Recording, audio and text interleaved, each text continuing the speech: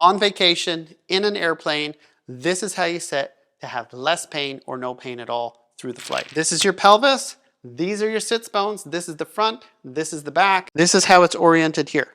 If I cross my legs, I'm tucking it that way. If I scoot back, I'm tucking it this way.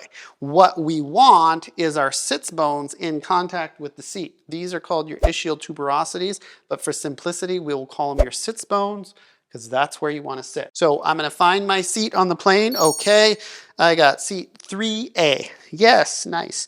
Scoot back, and I want to get my backside as far back into the seat as possible. I have folded up my towel so I have a travel log, and I'm going to hinge forward, keeping my backside where it is, slide this down, it gets right to my waist, and then I roll up into it. Now I can sit on the plane, my butt or my behind is behind my spine, and my spine is supported all the way up.